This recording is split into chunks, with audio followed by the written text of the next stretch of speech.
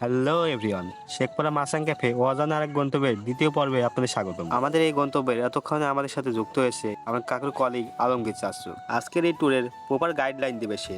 আর এই জন্য শেখপাড়া বাজার হয়ে কুষ্টিয়া টু ঝিনাইদহ মহাসড়ক হয়ে ছুটলাম আমরা। দেখি সে কোথায় নিয়ে যায়। শেখপাড়া দ্বিতীয় তেল পাম্প থেকে একটু গিয়েই গ্রামের রাস্তায় ঢুকলাম আমরা, যেটা শৈলকুপা থানার আওতাধীন।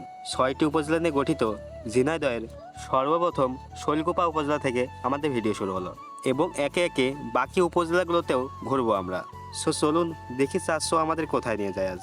আসলে জায়গাটা নিয়ে আমি আগে থেকে অবগত ছিলাম না, যার জন্য আপনাদের বরাবরই হাইড করেছি। এই যে চলে আসছে আমরা সেই জায়গায়। হ্যাঁ, আপনাদের অনেকের অনুমান ঠিক হতে পারে, আমরা চলে এসেছি শ্রীপুর কাঠের ব্রিজে। এসেই দেখুন কি সুন্দর একটা দৃশ্য আমাদের চোখে পড়লো। কি অপূর্ব আমাদের বাংলাদেশ।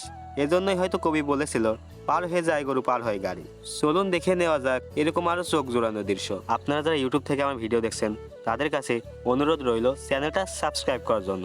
এতে করে আমি এরকম আরো দর্শনীয় স্থানে ঘুরিয়ে দেখাতে আগ্রহী হব, নয়তো চ্যানেল ডিসমিস। সামাজিকভাবে নির্মিত এই কাঠের ব্রিজ পার হয়ে আমরা চলে আসলাম অপর প্রান্তে। হাঁটতে হাঁটতে কাকু বোঝানোর চেষ্টা করছিল এটা তার খুব স্মৃতি বিজড়িত জায়গা, কিন্তু আমি কোনোভাবে বুঝতেছিলাম না এটা কিভাবে সম্ভব, কারণ তার শ্বশুর বাড়ি তো রাজাপুর। যাই হোক গাইস, এবার চলে আসলাম খাবারের দিকে। এত সুন্দর জায়গা, একটা মাত্র খাবারের দোকান। আবার কেউ ভেবেন না ভীষণ কোম্পানি থেকে বড় স্পন্সর করলো। আসলে চাচা অনেকদিন পর হেনার দেখা পাইছি, আর তাই তাদের এই বন্দোবস্ত। আশপাশ এলাকার আর কোন কোন জায়গায় গেলে হেনার দেখা পাবো অবশ্যই কমেন্টে জানাবেন। সো আজকের মতো শেষ হয়ে গেল আমাদের দ্বিতীয় পর্ব। আর হ্যাঁ, অবশ্যই চ্যানেলটা সাবস্ক্রাইব করতে ভুলবেন না, নয়তো চ্যানেল